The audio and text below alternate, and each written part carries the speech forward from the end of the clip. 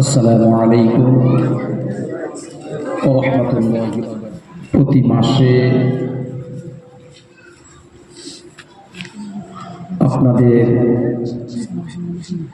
গ্রামবাসী মসজিদ কর্তৃত্ব আয়োজিত জিকিরের মাজলিস অনুষ্ঠিত হয়। আপনারা প্রত্যেকেই কম বেশি অবগত।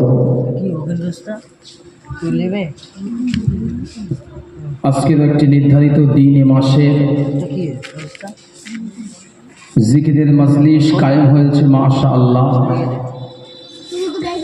যেখানে আল্লাহ আল্লাহ আল্লাহ রসুল এবং আল্লাহ এবং তার রসুলকেই ডাকা।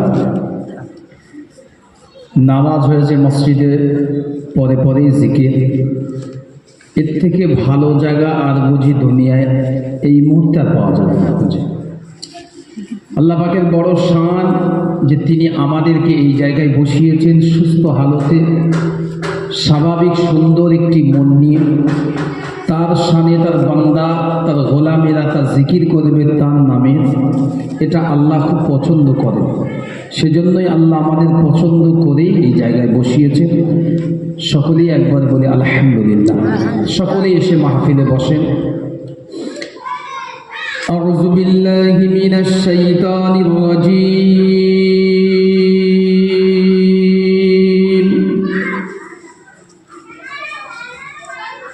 বিসমিল্লাহির রহমানির রহিম।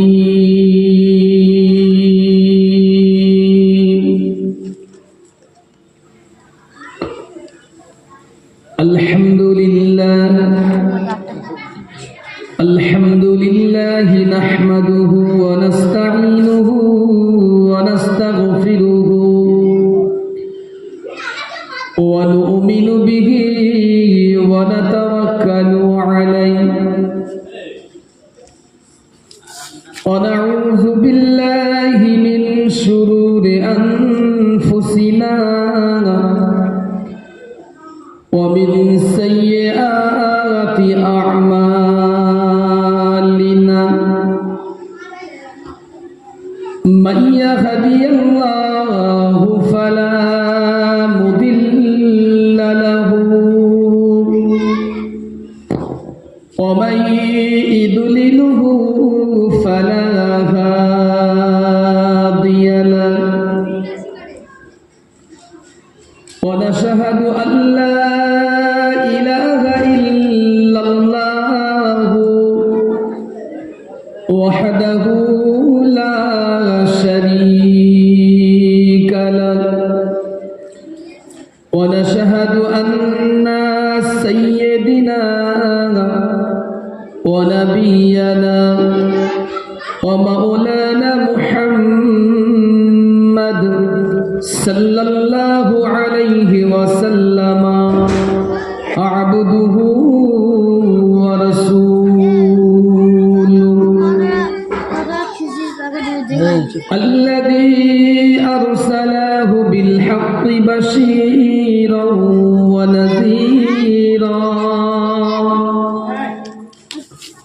ওয়া দা'iyan ইলাল্লাহি বিইذনিহি ওয়া সিরাজাম মুনীরা।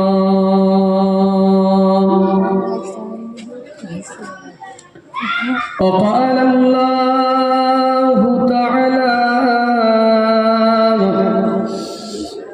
في كلام المجيد وفي الفرقانه الحميد. بسم الله الرحمن الرحيم. وما أمروا إلا ليعبدوا الله مخلصين له الدين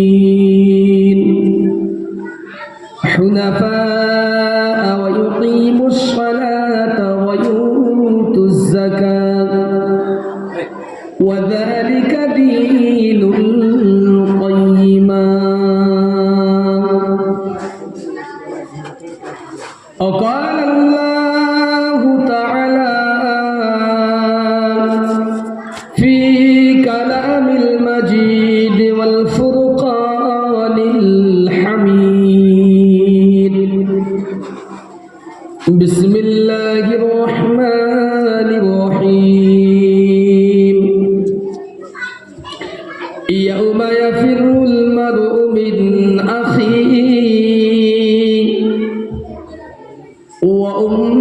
وأمه وأبيه وصاحبته وبنيه وقال رسول الله صلى الله عليه وسلم أن الله يدخل العبد الجنة بالسنة تمسك بها وقال النبي صلى الله عليه وسلم وأن أبو بكر الصديق رضي الله تعالى عنه أن النبي صلى الله عليه وسلم قال لا يدخل الجنة جسد خزي بالحرام وقال النبي صلى الله عليه وسلم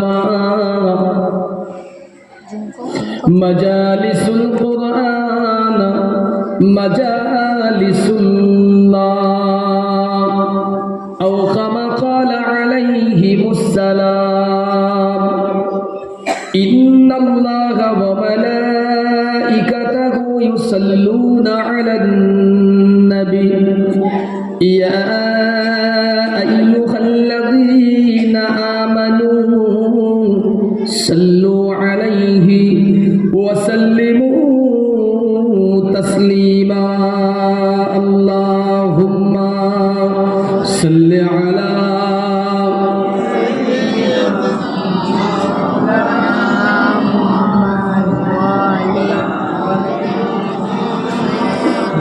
हमने आँखों से देखा नहीं है मगर उनकी तस्वीर सीने में मौजूद है हमने आँखों से देखा नहीं है मगर उनकी तस्वीर सीने में मौजूद है जिसने लाकर कलाम इलाही दिया जिसने लाकर कलाम इलाही दिया ओ मोहम्मद मदीने में मौजूद है हमने आँखों से देखा नहीं है मगर उनकी तस्वीर सीने में मौजूद है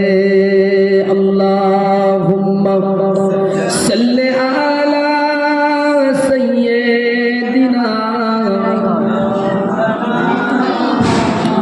व अला आलि सय्यिदिना हर खता पे शर्मसार हूँ मैं हर खता पे शर्मसार हूँ मैं ऐ खुदाया गुनहगार हूँ मैं भूल कर जो किया हमने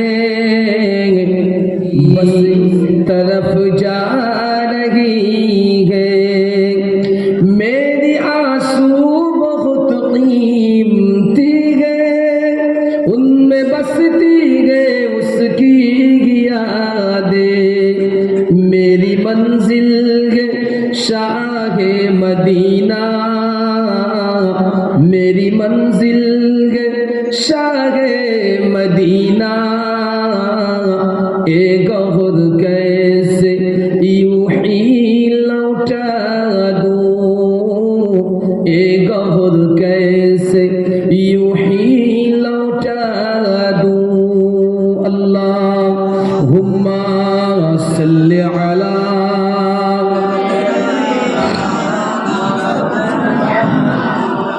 व अला आलि सय्यिदिना। मेरे आका ही सभी को मददगार है, मेरे आका ही सभी को मददगार है। हम वहाँ जाके वापस नहीं आएंगे, टूटते टूटते ही लोग थक जाएंगे। जैसे सबसे ये गंबा नजर आएंगे, बंदगी का करीना बदल जाएगा। फासलों को तकल्लुफ है हमसे अगर, हम भी बेबस नहीं बेसहारा नहीं। अल्लाहुम्मा सल्ली अला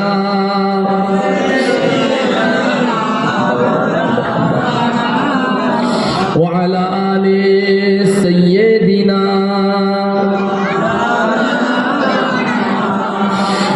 ला मक़सूदा इल्लल्लाह, ला मौजूदा इल्लल्लाह, ला मक़सूदा इल्लल्लाह, ला मौजूदा इल्लल्लाह, ला मतलूबा इल्लल्लाह, ला महबूबा इल्लल्लाह। पढ़ो ला इलाहा इल्लल्लाह, प्राण खुले मोहब्बत ला इलाहा, ला इलाहा इल्लल्लाह मुहम्मदुर रसूलुल्लाह।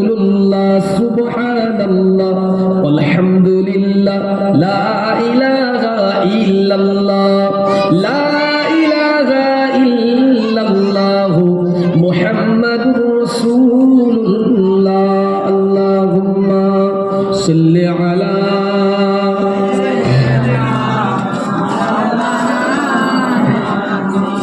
व अला आलि सय्यिदिना। सल्लल्लाहु अलैहि वसल्लम। अल्हम्दुलिल्लाह, अल्हम्दुलिल्लाहि रब्बिल आलमीन वल आक़िबतु लिल मुत्तक़ीन वस्सलातु वस्सलामु अला रसूलिहिल करीम व अला आलिहि व আসহাবিহি আজমাইন। আম্মা বাদ। সম্মানিত এই মসজিদের সুযোগ্য পেশ ইমাম সাহেব, সেই সাথে সাথে আল্লাহ পাকের প্রতিদিন 5 বার করে ডাক দেওয়ালি মুয়াজ্জিন সাহেব, সম্মুখে বসে থাকা এই গ্রামের মুসল্লিয়ান, মুরব্বিয়ান, চাচাজান, আব্বাজান, দাদুজান, বিশেষ করে কিছু নওজওয়ান তরুণেরা, যুবকেরা, সবচাইতে ভিড় যাদের বেশি, ছোট্ট ছোট্ট ফুলের মতো আল্লাহ পাকের জান্নাতি ছোট্ট ছোট্ট ছেলে ও বাচ্চারা, পর্দার আড়ালে মা ও বোনেরা, কম বেশি রবিউল আখির মাসে আল্লাহ রাব্বুল আলামিন এই আপনাদের এই মসজিদের সম্মুখে আল্লাহ আমাদের মতো হতভাগা আহকার খাকসারদেরকে আল্লাহ বড় মোহাব্বত করে ভালোবেসে আল্লাহ এই জায়গায় বসিয়েছে তার নামের জিকির করার জন্য। যে আল্লাহ আমাদেরকে এত সুন্দর জায়গায় তার গোলামি, তার জিকিরের জন্য বসিয়েছেন, তো প্রশংসা সমস্ত কিছু যিনি পেতে পারেন আল্লাহ ছাড়া অন্য কেউ কি আর পাওয়ার যোগ্য আছে? আছে? নাই। তো যিনি আমাদের বসিয়েছেন তিনি হলেন আল্লাহ, আমাদের মালিক, প্রভুর কাছে আমাদের চাইতেও যেমন লজ্জা লাগে না, মাথা ঝোঁকাতেও লজ্জা লাগে না। তো আমরা আজকে বসেছি সেই রব্বুল আলামিনের দরবারে। সবার প্রথমে একবার কালিমাতুশ শুকর আদায় করি, সকলে প্রাণ খুলে মন উজাড় করে একবার পড়ি আলহামদুলিল্লাহ। আর একটু মহব্বত করে বলেন আলহামদুলিল্লাহ। পরে পরে জানাই অগণিত দরুদ ও সালামের নাজদানা প্রিয় নেতা, শাফিউল মুজনাবিন, কাঈদুল মুরসালিন, ইমামুল হুদা বিশ্বনবী মুহাম্মদুর রাসূলুল্লাহ, সকলেই পড়ি সাল্লাল্লাহু আলাইহি ওয়াসাল্লামের উপরে বর্ষিত।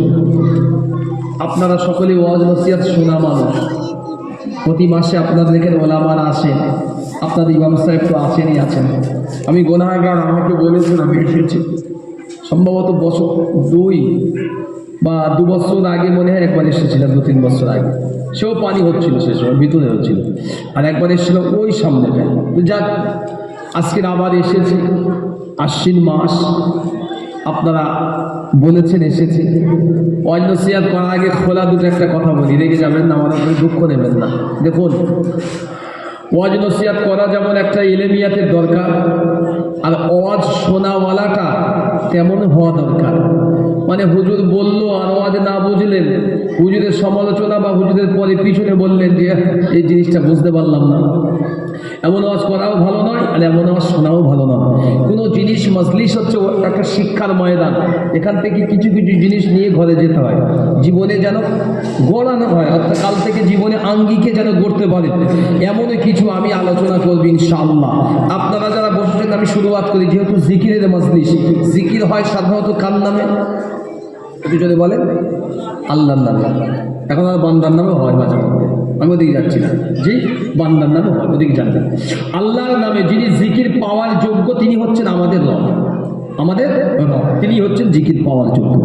আমরা সাধারণত বুঝি জিকির মানে কি, আল্লাহ আল্লাহ আল্লাহ আল্লাহ জিকির করা, তাই না? কিন্তু আল্লাহর কোরআন বলেছে, আমার আল্লাহ নিজেই বলেছে যে জিকির মানে কোরআন তেলাওয়াত হচ্ছে আল্লাহ আমাকে একটি বড় জিকির। কোরআন তেলাওয়াত হচ্ছে একটা জিকির। আপনি কোরআনটাকে যখন ওয়ারাতিল কোরআন তারতিলা সূরা মুজাম্মিল 29 নম্বর পারা, কোরআন যখন খুব সুন্দর করে তারতিলের সঙ্গে বুঝে পড়তে পারবেন, আল্লাহ বলেছেন এর চাইতে বড় জিকির আমি আল্লাহ আর দেইনি। একবার জোরে বলেন সুবহানাল্লাহ। এটা পৃথিবীব্যাপী রাসূলের সংগ্রাম ছিল কোরআন নিয়ে। কি নিয়ে বলেন? কোরআন নিয়ে।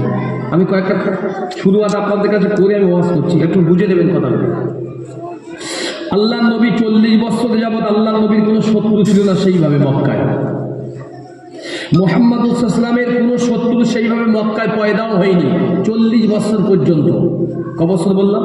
40 বছরের পরে পরে রাসূলুল্লাহর উপরে যখন রিসালাতের, নবুয়ত নয়, রাগ করবেন না, ওয়াজ বুঝবেন, রিসালাত নবুয়ত দুটো আলাদা জিনিস, দুটো এক নয়। রিসালাত নবুয়ত আলাদা জিনিস। আল্লাহ রাসূলকে নবুয়ত আল্লাহ দিয়েই পাঠিয়েছেন। সাহাবা আজমাইন রাদিয়াল্লাহু তাআলা থেকে প্রমাণিত, রাসূল সাল্লাল্লাহু আলাইহি ওয়াসাল্লামকে জিজ্ঞাসা করা হলো, জানতে চাওয়া হলো, রাসূলুল্লাহ আপনি কবে থেকে নবী ছিলেন? আল্লাহ রাসূল বলেছিলেন, যেদিন থেকে যখন আমার আব্বা অর্থাৎ আদি পিতা আদম শফিউল্লাহ মাটি আর পানি এই দুইয়ের বীজখানে অবস্থানরত, মানে মাটির জায়গায় মাটি, পানির জায়গায় পানি, খামিরও তখন সৃষ্টি হয়নি, তখন থেকে আল্লাহ আমাকে নবী করেছেন। আল্লাহ তখন থেকে আমাকে নবুয়ত দিয়ে ঘোষণা দিয়েছেন। জোরে বলেন। নবী নবুয়ত নিয়ে দুনিয়া এসেছেন। এইবার যদি প্রশ্ন করতে তাই হয়, তাহলে অনেক ওলামারা বলে, দেখে যাবেন কিছু জিনিস হাদিস থেকে পড়াশুনো করে যারা ওলামা হচ্ছে, ইনশাআল্লাহ আশা করতে পারি নিশ্চিতভাবে তারা বুঝিয়ে দিতে পারবে। এইবারে রাসূলের উপরে কি জিনিস এসেছে 40 বছরে, এর নাম হচ্ছে রিসালাত, যেটা আমরা আজকে বারবার করছি। কোরআনুল কারীম এটা হচ্ছে রিসালাতের মূল প্রধান অংশ। যেদিন থেকে আল্লাহ নবীর উপরে গারে সুরে কোরআনুল কারীম আয়াত অবতীর্ণ হলো, ইকরা বিসমি রাব্বিকাল্লাযী খালাক, খালাকাল ইনসানা মিন আলাক, ইকরা ওয়া রাব্বুকাল আকরাম আল্লাযী আল্লামা বিল কলম, আল্লামাল ইনসানা মা লাম ইয়ালাম।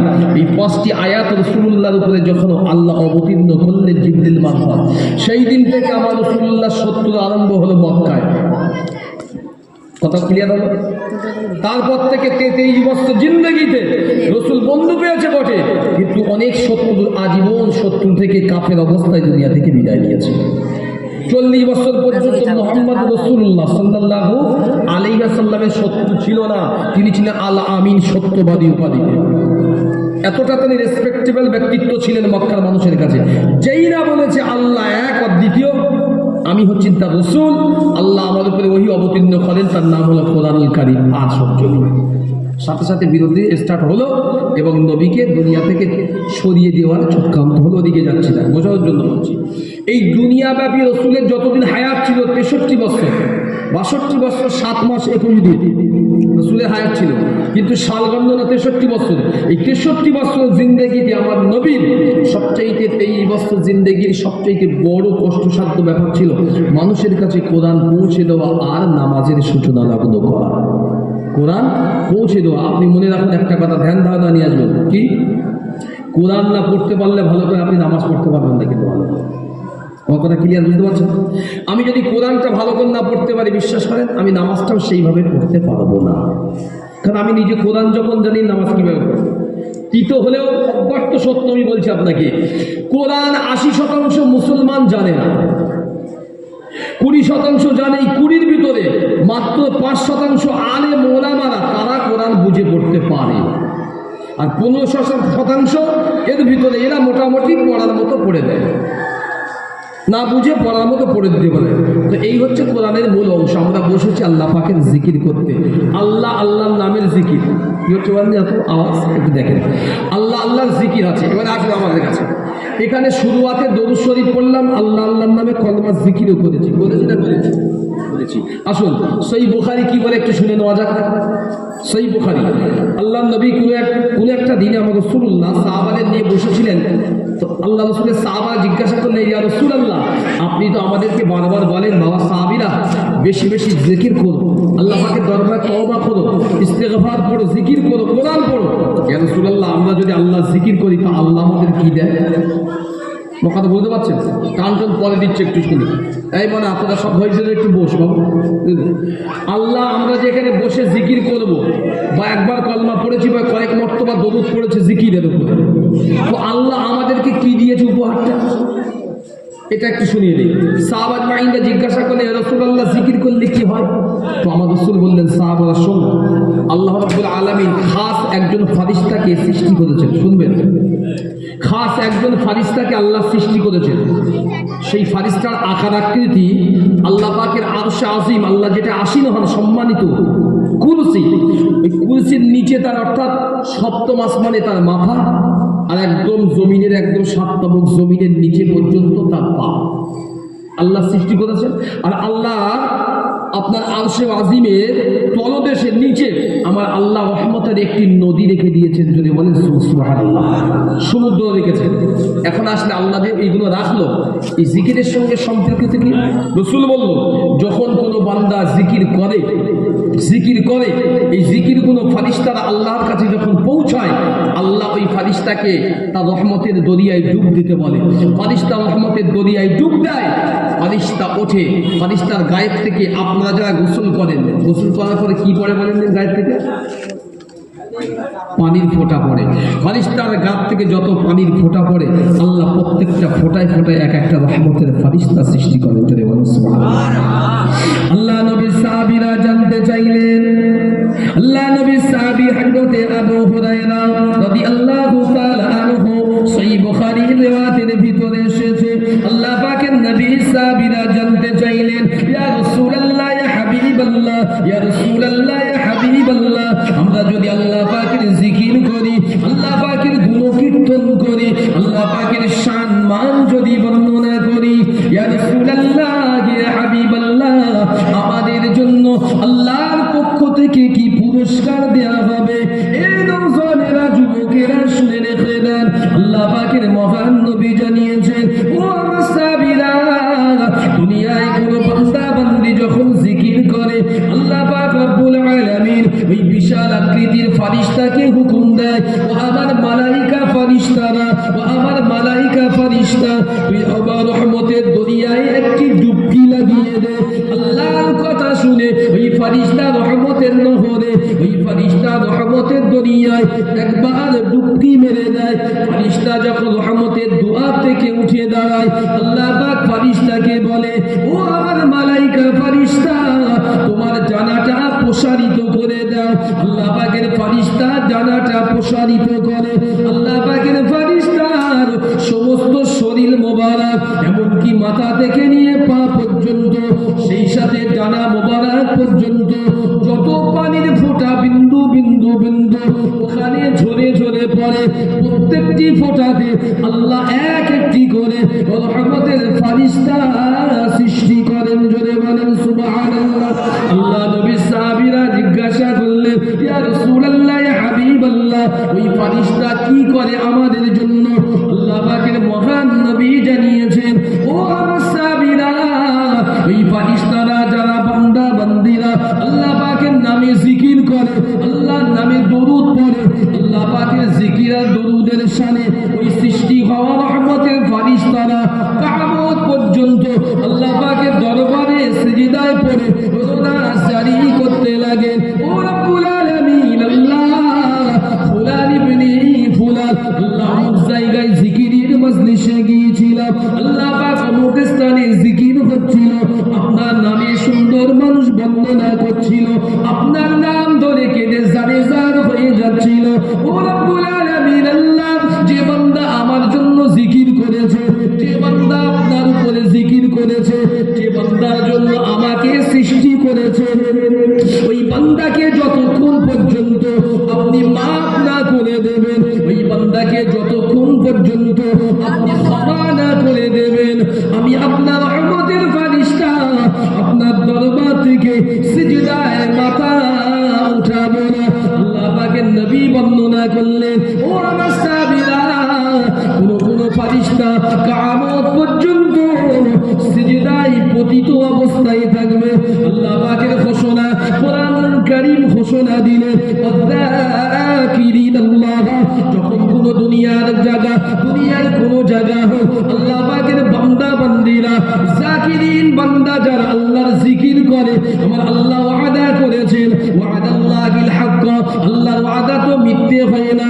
এ নওজওয়ানেরা, যুবকেরা, আল্লাহ পাক জানিয়ে দিয়েছেন, যারা আমার জিকির করে আমি আল্লাহ তাদের জীবনের গুনাহগুলো আমি আল্লাহ মাফ করে দিয়ে থাকি। জোরে বলেন সুবহানাল্লাহ। দুনিয়ার জিকির আলাদা, রবের যখন ইলার জিকির করবেন অন্তর অটোমেটিক্যালি প্রশস্ত হয়, হয় না? হয় না? হয়। কুরআন বলেছে, ওয়ালা তাতমাইন্নুল কুলুব, অন্তরকে আমার আল্লাহ, অন্তরে আমার আল্লাহ কুলসিত জিনিসগুলো অন্তর থেকে আমার আল্লাহ আস্তে আস্তে হটিয়ে দেয়। রাস্তায় যেতে যেতে জাম হয় না? হয় না? কারা ছাড়ায় ট্রাফিক পুলিশ, ঠিক না? Traffic police. আমাদের জামা কাপড় ময়লা হয়, মায়েদের কাছে দেওয়া হয় যে সুন্দর করে কেচে দেন, পরিষ্কার করে দেন ডিটারজেন্ট পাউডার দিয়ে, তাই না? অর্থাৎ কোনো সার্ফ বা সাবান দিয়ে পরিষ্কার করে এই জামা কাপড়। ঠিক তেমনি আল্লাহর জিকির যতক্ষণ আপনি করবেন যে কোনো জায়গায়, আপনি যদি একা বসে হাটে বসে আছেন, বাজারে, মাঠে, ঘাটে, ঘরে, মসজিদে যদি আল্লাহর জিকিরে রত থাকেন, তো আপনার অন্তর থেকে ওই কুলসিত জিনিসগুলো আবার আল্লাহ অটোমেটিক্যালি বার করে দিতে থাকেন। যদি বলেন সুবহানাল্লাহ। এর ইজ্জত আল্লাহ দিয়েছে, জিকির করনে ওয়ালা কে দিয়েছে? আল্লাহ দিয়েছে। আমার রাসূল বলল, সাহাবীরা, আল্লাহ যারা জিকির করে, যারা মাফির জন্য চায়, ইয়াগফিরুয যুনুবা, যারা আল্লাহর কাছে মাফির জন্য জিকির আদায় করে, আল্লাহ আমি গুনাহগার, তোমার দরবারে আল্লাহ জিকির করি, আমি সারাদিন গুনাহ করে আসি, আল্লাহ মাসে একটা দিন পাই, ওকে মাবুদ তোমার দরবারে বসি, মাথাতে হ্যাট করে একটু তোমার কাছে জিকির করি, আল্লাহ তুমি আমার মাফ করে দিও। আল্লাহ বললেন, বান্দা তোর তো জিকির করা শুধু দূরত্ব, তুই দুটো ঠোঁটে একবার আমি আল্লাহ আমাকে ডেকে না, আমি আল্লাহ তোর জীবনের গুনাহ মাফ করতে বেশি সময় নেই না। একটু মহব্বত করে বলেন সুবহানাল্লাহ। তুই আমাকে ডাক। দুনিয়ার বাপ যদি কোনো সন্তান বাপকে বাপ বলে না ডাকে, সে বাপ কোনোদিন খুশি হতে পারে না। সে যতই কোটিপতি হোক আর একদম নিম্ন শ্রেণীর গরিব হোক, সন্তান যদি আব্বাকে আব্বা বলে না ডাকে, মাকে মা বলে যদি না বলে, সে মা বাপ জীবনে এই সন্তানের উপরে খুশি হতে পারে না। যতই মহব্বত থাকুক, টান আসলেও বাপের অন্তর পুড়ে যায়, যা হবে আমার একটা বেটা আছে আমাকে আব্বা বলে ডাকে না, মাও বলে আমার একটা বেটি আছে আমাকে মা বলে ডাকে না, পড়ে না কষ্ট হয়। তা আল্লাহ বলেছেন, বান্দা তুই আমাকে ডাকিস না, দূরে সরে থাকিস, আমি আল্লাহ, আমার কষ্ট হয় না? আপনারা তো জানেন না, এসব অন্য আওয়াজ হয় তো মাহফিলে, তো আমি শুধু আপনাদের জিকির বলে এই আওয়াজ ছোট করে বলছি।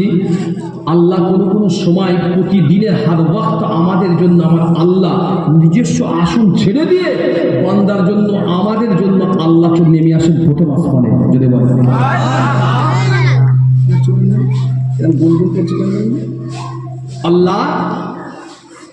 আল্লাহ তার নিজস্ব জায়গা ছেড়ে দিয়ে আমাদের জন্য, আমি আমার কথা বলছি না, আপনি সহিহ বুখারী খুলে দেখেন, আল্লাহ রাসূল বলেছে, আল্লাহ আমাদের জন্য কত রকম ফ্যাসিলিটি দিয়েছে দেখেন।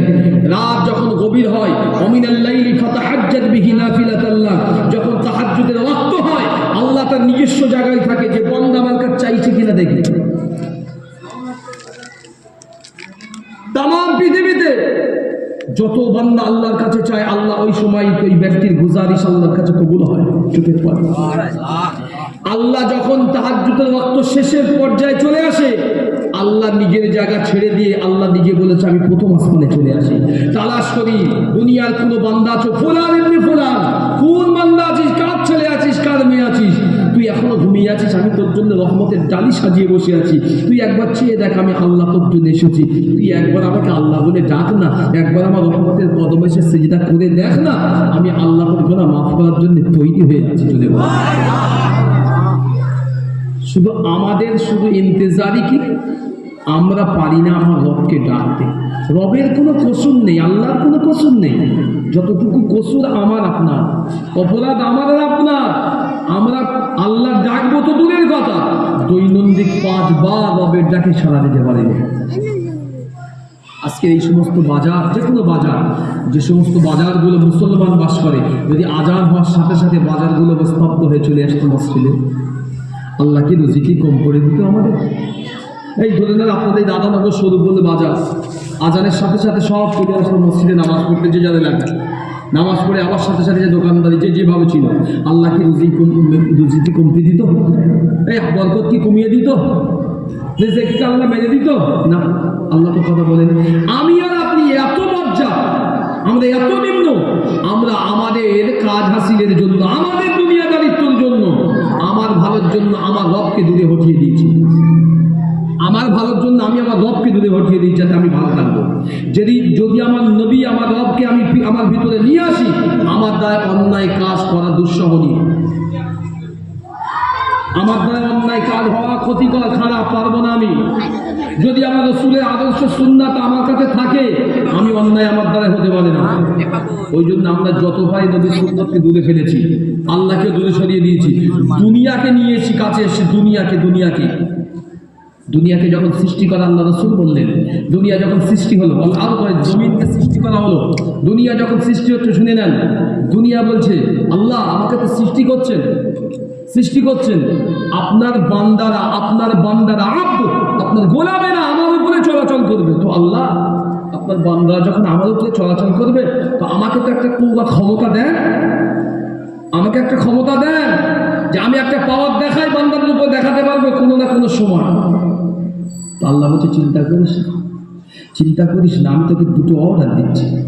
জমিন বলছে রব্বে আল্লাহ বলেন, 1 নম্বর অর্ডার হচ্ছে, যারা দুনিয়ায় আমি আল্লাহ আমার হবে, অর্থাৎ আমি আল্লাহ আমাকে যারা রাজি খুশি করবে, আমার হাবিবকে রাজি খুশি করবে, তুই দুনিয়া তার তাবেদারি করবি। কথা বলতে পারছেন? তুই দুনিয়া, আল্লাহ বলছে যারা আমি আল্লাহ আমার এবং আমার রাসূলের যারা খুশি করবে, হাবিবের খুশি করবে, তুই দুনিয়া তুই তাদের তাবেদারি করবি। জমিন কেঁদে ফেললেন, হে রব্বে আল্লাহ, আমি তো আপনার মাহবুবদের জন্য তাবেদারি করবো, মেনে নিচ্ছি, আমার তাবেদারি কারা করবে? আল্লাহ বললেন চিন্তা করিস না, বহু সংখ্যক লোক আসবে, দুনিয়ায় থাকবে, তারা আমি আল্লাহ আমাকে মানবে না, আমার নবীকেও মানবে না, তারা তোর তাবেদারি করবে। দুনিয়া সন্তুষ্ট হলো, তাই তো সত্যি। আজকে দুনিয়ায় হাদিসগুলো দেখেন, প্রতিফলনটা কতটা, 100 বললে ভুল হবে, আরো বেশি বলে, 1000 থাকলে 1000 বলে দেওয়া যায়। একটাও ওই হাদিসগুলো আর কোনো বাকি নেই চলতে। আজ মানুষ, আমরা ঈমান আমল থাকা সত্ত্বেও আমরা বলি ঈমানদার দাবি করা, এই সমস্ত কিছু আল্লাহ দেওয়ার পরেও আমরা আজকে দুনিয়া পূজারি হয়েছি, হুজুর পূজারি হয়েছি, নবী মহাব্বত করি, অন্তরে বলি। আজ পর্যন্ত আমি আমার এই জলসা জীবনে যাই, আমি গুনাহগার, আল্লাহ নিয়ে যায়। মোটামুটি ভারতবর্ষের বেশ কয়েকটি রাজ্যই গিয়েছি, ওয়েস্টবেঙ্গলের বাইরে আল্লাহ আমাকে নিয়ে গিয়েছে।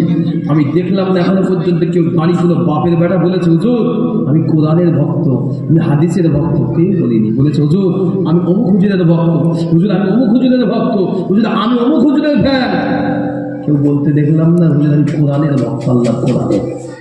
এই ব্যক্তিত্ব আমি খুঁজে পাইনি, অথচ দরকার ছিল আমার কোরআনের ভক্ত, হাদিসের ভক্ত। হ্যাঁ, এটাই দরকার ছিল, কিন্তু এই জায়গায় আমরা কেউ নেই। আমি আপনি বললেও দিতে লাগলে সত্য কথা এটাই।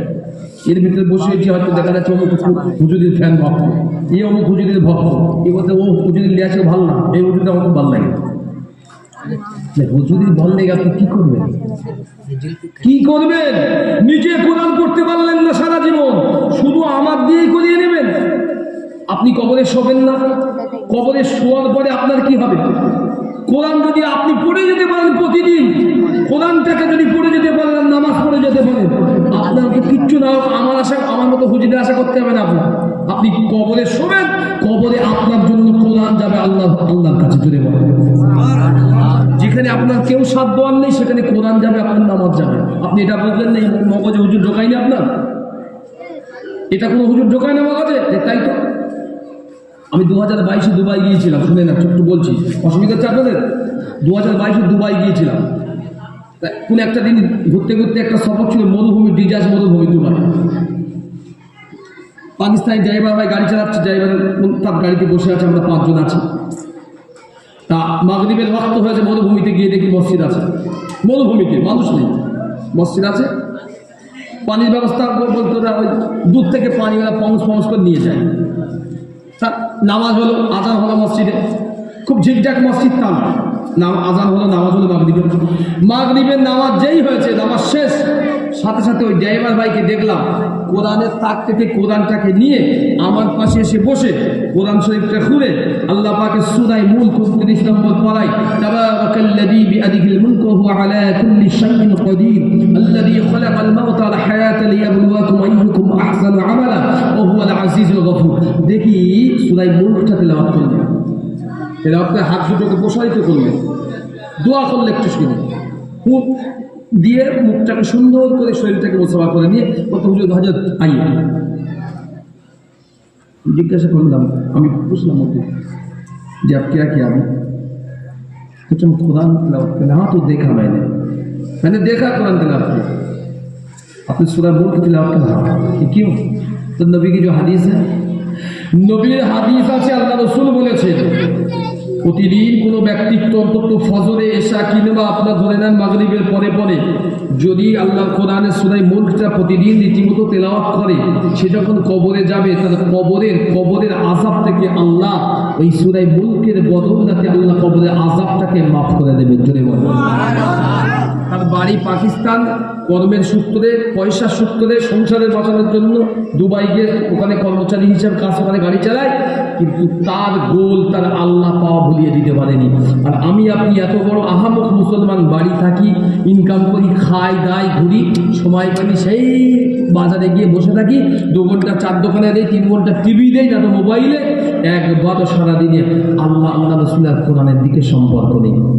আপনি যদি এখানে বসে দাঁড়িয়ে বলে আইলাম মোহাম্মদ, কি হবে? কি শুনবে আপনার কথা? কোন বিশ্বাস শুনবে আপনার কথা? আল্লাহ তো দূরের কথা বাদ দেন, ফেরেশতা শুনবে? জালিমান আইলাম মোহাম্মদ করতেছে, জীবনে নামাজ পড়ে না, এরকম স্লোগান দিতে চাই না। কে বলেছে আপনার স্লোগান দিতে? আমি বললে হয়তো রেগে যাবে।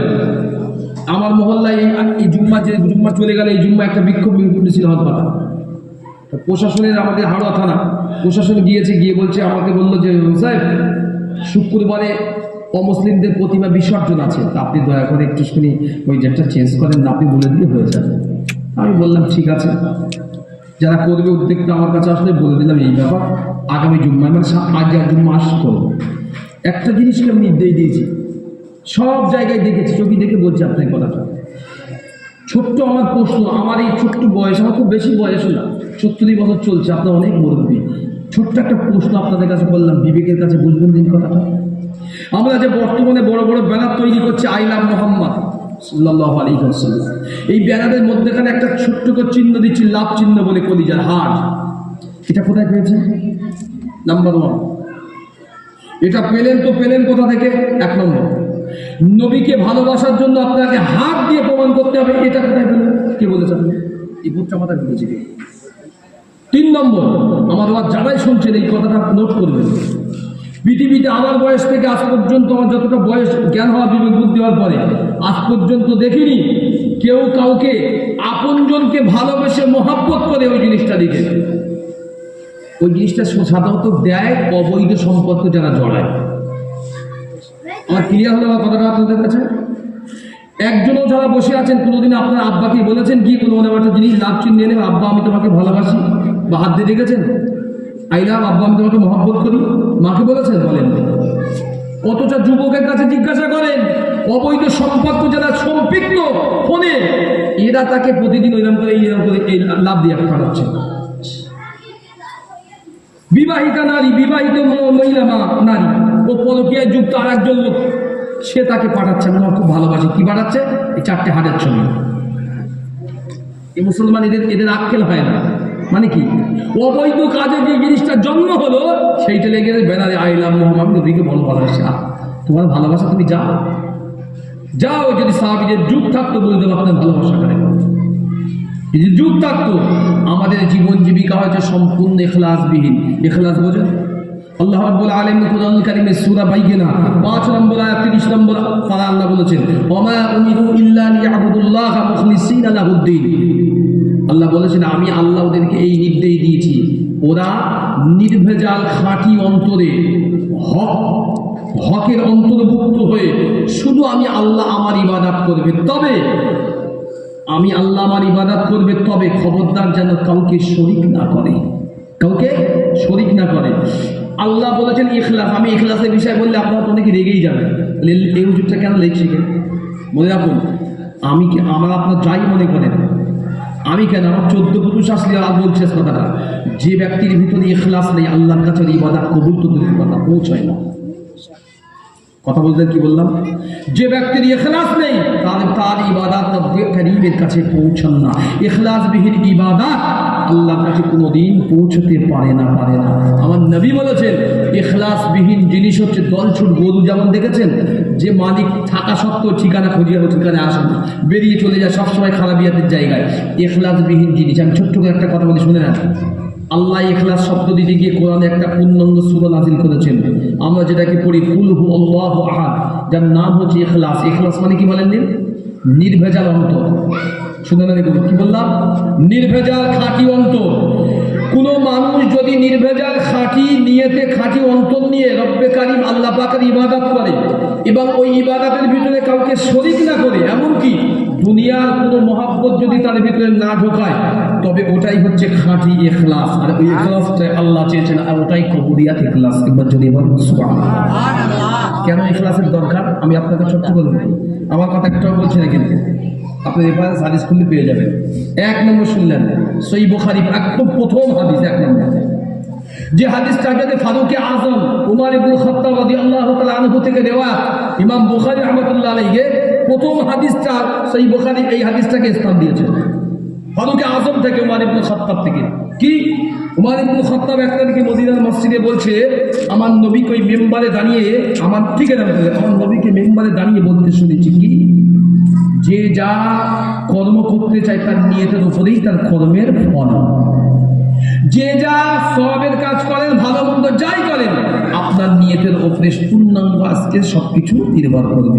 আপনারা যারা এসেছেন আজকে, যারা এসেছেন বুঝে দিচ্ছে আপনাদের, প্রত্যেকের নিয়তের উপরে নির্ভর করছে যে আপনি কি করতে এখানে এসেছেন। আমিও কি করতে এসেছি এটা আমার নিয়তের উপরে নির্ভর হচ্ছে। এর বাইরে যদি কিছু থেকে থাকে রব্বুল আলামিনের দরবারে কবুলিয়াত যোগ্য নয়। কেন? আল্লাহ বলেছেন নিয়তটা ঠিক করো, ইন্নামাল আমালু বিন্নিয়াত। নিয়তের উপরেই কর্মফল নিযুক্ত। কেন? এই হাদিসের একটি লম্বা রেওয়াত আছে, শুনলে ছোট্ট করে বলবো। তখন সবেমাত্র আল্লাহ রাসূল হিজরত করে মদিনায় চলে গিয়েছেন, মক্কা। আল্লাহ নবীর একজন মহিলা সাহাবী, শুনে না, উম্মে কায়েস, নাম কি বললাম? উম্মে কায়েস। এই মহিলাটি মক্কায় ছিল, তার বাগদত্তা হয়েছে, মানে আশীর্বাদী হয়েছে। শুনে না, বিবাহের জন্য আমরা আশীর্বাদই করি তো বাগদত্তা বলি। বাগদত্তা হয়েছে মক্কার জমিনে, আর তিনি আল্লাহ তার অন্তরে ইসলামের হেদায়েতের সুতা ঢেলে দিয়েছে। উনি মক্কা ত্যাগ করে জন্মভূমি রসুলের টানে মদিনায় চলে গিয়েছেন হিজরত করে। যেই মদিনায় গিয়েছে, এই যার সঙ্গে বিয়ের কথাবার্তা পাকা দেখা হয়েছিল, সেই ছেলে চিঠি লিখেছে মক্কা থেকে যে আমাকে তুমি বিয়ে করবে না, তুমি চলে গেলে। উম্মে কায়েস আল্লাহ রাসূলের সাহাবিয়া, উনি চিঠি লিখলেন, আমি তোমাকে অবশ্যই বিয়ে করব, তুমি হিজরত করে মক্কা থেকে মদিনায় এসো।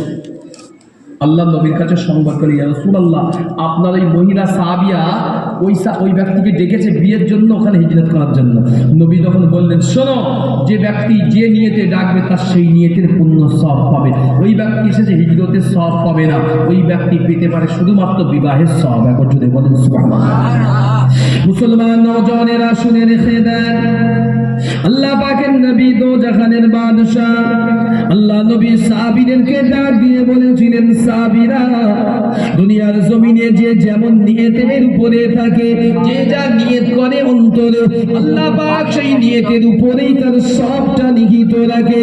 ও যুবকের, আজকের জিকিরের মজলিসে বসেছেন, আল্লাহ পাকের জিকির হবে, আল্লাহ পাকের শান বর্ণনা হবে, আল্লাহর নামের গুণকীর্তন হবে। আল্লাহ পাক যদি খুশি হয়ে যায়, দুপোটা চোখের পানি যদি ঝরিয়ে যেতে পারেন, না জানি আল্লাহ যদি আমাদের জীবনের গুনাহটা ওই দুপোটা চোখের পানির বিনিময়ে আল্লাহ পাক মাফ করে দিতে পারেন। ও যুবকেরা, আল্লাহ নবী সাহাবীরা জিজ্ঞাসা করলেন, ইয়া রাসূলুল্লাহ, ইয়া হাবিবাল্লাহ, ইয়া রাসূলুল্লাহ, ইয়া হাবিবাল্লাহ, আমরা যে যা প্রত্যেকেই নিয়ত করি, ওই নিয়তের উপরেই কি আমাদের কর্মফল নিহিত আছে? আল্লাহ পাকের নবী জানিয়ে দিলেন। ইমাম বাইহাকী রাহমাতুল্লাহ আলাইহি তার বাইহাকী শরীফের ভিতরে একটি হাদিস এনেছেন, আনাস বিন মালিক রাদিয়াল্লাহু তাআলা আনহু থেকে নেওয়াত। ও যুবকেরা, আল্লাহ নবী এক তারিখে সাহাবাদের ডেকে বললেন, ও বাবা সাহাবীরা, ও বাবা সাহাবীরা, শুনে রেখে দাও, তুমি যদি আল্লাহ পাকের দরবারে এই নিয়তে, এই আশায়, আল্লাহ পাক যদি তোমাকে, তুমি রব্বুল কারীমের কাছে এই নিয়তে যদি কোনো একটি জুমার নামাজ পড়তে আসো, রব্বুল আলামিন আল্লাহ, বাড়ি থেকে আমি গোসল করেছি, আল্লাহ পাক আমি আজকের এই মসজিদে জুমায় যাব। গোসল করলেন, ভালো পোশাক পরিধান করলেন, সুগন্ধি ব্যবহার করে মসজিদে গিয়ে প্রথম কাতারে বসে যাব। আমি বসে ইমামের কথাগুলো খুব সুন্দর করে মনোযোগ দিয়ে শুনবো, নামাজ সমাধা করে সকলের সঙ্গে দেখা সাক্ষাৎ, সালাম মুসাফা করে দোয়া নিয়ে ঘরে ফিরবো। আমার নবী জানিয়েছেন, কেউ যদি এই ইরাদা করে জুমার দিনে মসজিদে আসে, আল্লাহ পাক রব্বুল আলামিন তার এই ইরাদা যদিও না সে পূরণ করতে পারে, আল্লাহ তার এই নেক নিয়তের জন্য সমস্ত সওয়াবটা আমার আল্লাহ তার নাম আমলেই দান করেন। জোরে বলেন সুবহানাল্লাহ। এজন্য বলা হয়, একজন আলেম যদি নামাজ পড়ে সারা রাত ঘুমিয়ে যায়, আর একজন আবেদ যদি সারা রাত ইবাদত করে, তো আলেমের ঘুমের সময় তুলতে হবে না। ও কথা বলতে পারছেন কেন? আলেম আল্লাহর জিকির করে, তবেই সে তার জবান থেকে আলেম আল্লাহকে জ্ঞান দিয়েছে। আবেদ আল্লাহকে পাওয়ার রাস্তায় এখনো মশগুল, আলেম আল্লাহকে পাওয়ার রাস্তা অটোমেটিক্যালি সে বার করে নিয়েছে, যে এটাই আল্লাহর রাস্তা, এইভাবে আমার রবকে খুঁজে পাওয়া যায়। জীবনে কোনোদিন ওই আই লাভ মোহাম্মদ বলে রবকে খুঁজে পাওয়া যাবে না। অনেকেই বলছে এখন কলিজা দিতে প্রস্তুত, বেবি বাচ্চা দিতে প্রস্তুত, সম্পত্তি দিতে প্রস্তুত, নবীর উপরে কিছু আসবে, নবীর উপরে আসবে না, কারণে আসবে। তুই নিজে ঠিক না, আমি নিজে ঠিক না, আমি নিজে ঠিক না। নবীর সুন্নাতের, জীবনের সুন্নাতে নবাবীর 10টি কাজও আমরা মানি না, 10টি। এখন বুঝে দেখে যে 10টি কাজ যে উম্মত মানতে চায় না, সে উম্মত কি করে দাবি করে আমার নবীর উপরে কিচ্ছু আসলে মেনে নেবো না? নবীর উপরে কিচ্ছু আসলে মানবেন না, আপনার মানতে হবে না, আপনি তো মেনে বসে আছেন। কয়েকদিন আগে একের পর এক আমাদের অমুসলিম ভাইদের পুজো হয়েছে, 70% হাজিরা ছিল আমার আপনার ঘর থেকে। আমি মিথ্যা বলছি না, প্রত্যেক দিন জলসায় বার হচ্ছে, প্রতিদিন রাস্তায় জাম শুধু মুসলমানের বাচ্চার জন্য, একটা মুসলিমের জন্য জানব। আমি নিজে সাক্ষ্য কথা বলছি, আমি বলেওছি এক জায়গায় যে এ মুসলমান নিজের ধর্মের জন্য মানে না, অপরের ধর্মের জন্য মানুষজনকে আমন্ত্রণ জানায়, সে আমাকে এখানে এসো, আজকের এই হবে, হ্যাঁ আজকের এই হবে। আজকে বলেন যে মাক্কি জিন্দেগি, আমি গতকালকে কোনো একটা ইন্টারভিউ দেখছিলাম, ঢাকা বাংলাদেশ সিটি ঢাকাতে আম্মাজান ফাতেমাতুজ জোহরার একটি ঘর করা হয়েছে, মানে সেই প্রাচীনকালে। নবীর জীবনে কেমন ছিল একটা সাদৃশ্য স্বরূপ একটা রূপ দেওয়া হয়েছে একটা জায়গায়। কয়েকজন মহিলা গিয়েছিলেন, খুব ধনী ঘরে, ওনারা ওখান থেকে ঘরটাকে ঘুরে বাইরে এসে সাংবাদিকের কাছে এতক্ষণ না কাঁদছে আর বলছে, আজ থেকে দুনিয়াদারিত্ব ছেড়ে দেবো আমি। সুখ, আল্লাহ, শৌখিনতা, বিরাট অট্টলিকা, প্রাচুর্য, আমার স্বামীর জীবন, আমার জীবন, এগুলো আজ থেকে ত্যাগ করবো। নবীর জীবনী, রসুলের বেটির ঘর একটু দেখে আসলাম দুনিয়ার এখন। তাদের যদি সীমাহীন কষ্ট থাকা অবস্থায় তবু রবকে তারা খুশি করতে পারে। যাদের এত কষ্ট ছিল তারা যদি রাদিয়াল্লাহু আনহু ওয়া রাদু আন যালিকা লিমান খাশিয়া রাব্বাহু হতে পারে, আমাদের আল্লাহ এত কিছু দেওয়ার পরেও, আমাদের ধন দৌলত, বিবি বাচ্চা, যৌবন, সৌন্দর্য, রূপ, সম্মান, ইজ্জত, আমাদের সব ক্ষমতা দেওয়ার পরেও যদি আমার রব আমাদের উপরে খুশি না হয়, তা আমার মতো পুরুষের বা আমার মতো ব্যক্তিত্ব এই দুনিয়ার কোনো কাজ নেই। কথা কিছু বোঝা যাচ্ছে কি বললাম? জিকির, আলহামদুলিল্লাহ। ফের বলছি, প্রতিনিয়ত জিকির করেন। আল্লাহ বলেছেন আল্লাহ জিকিরকারী ব্যক্তি যারা হন, আমি আল্লাহ সর্বদা তাদের মাফ করে দিতে প্রস্তুত থাকি। যদি বলেন সুবহানাল্লাহ। জিকিরের অনেক অংশ আছে, অনেক ভাগ আছে।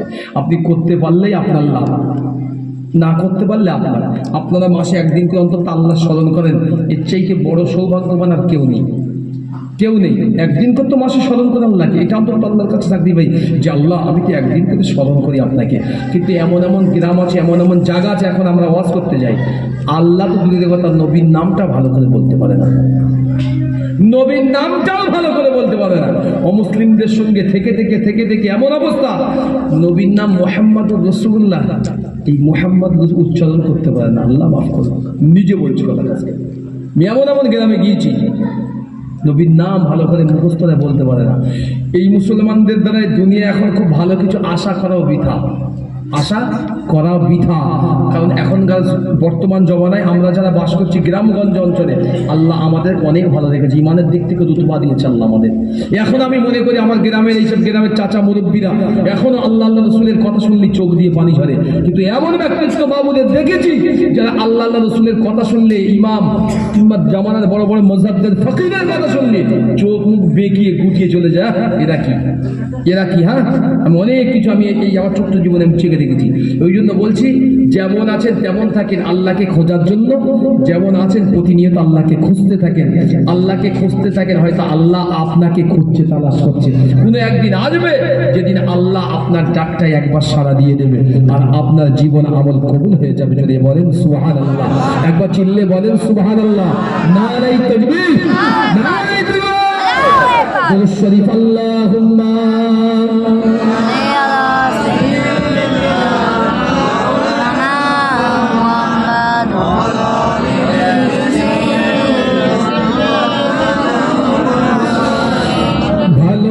চুলগুলো যেমন ধরে যেন কেরম করছে, টুপিটা খুলে মাথায় হাত দিচ্ছে, নিজে নিজে হাত দিয়ে জ্বলছে, মনে হচ্ছে যে গোটা শরীরটা যেন কি একটা হয়ে যাচ্ছে।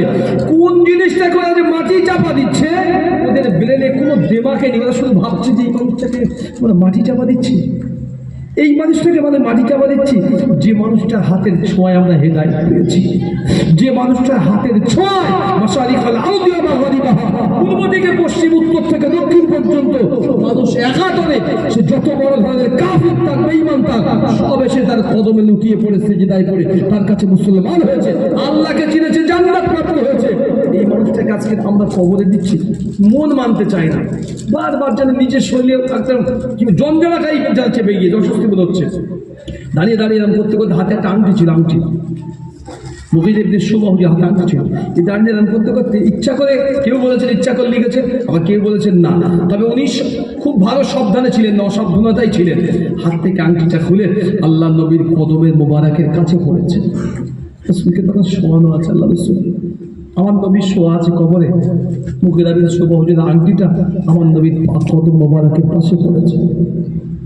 আলী হুজুর চেলেন, একবার তাকিয়ে দেখলেন মুখির আবির শোবার দিকে, মুখির আবির শোবার চোখ ভর্তি পানি, আলী চোখ ভর্তি হুজুর পানি। আলী হুজুর বলতে চাচ্ছেন, মুগিরা তুমি নিজে নেমে তোমার আংটিটা তুলে না, আমি তুলে দিতে পারবো না, আমি পাই দিয়ে রসুলের পাই দিয়ে যেতে পারবো না, বেয়াদবি হবে, আমি পারবো না। তুমি যেখানে পড়েছে কদমের দিকে, ওখানে কেউ নেই, তুমি নিজে নামো, নেমে তুমি আংটিটা তুলে দাও না, তুলে দাও।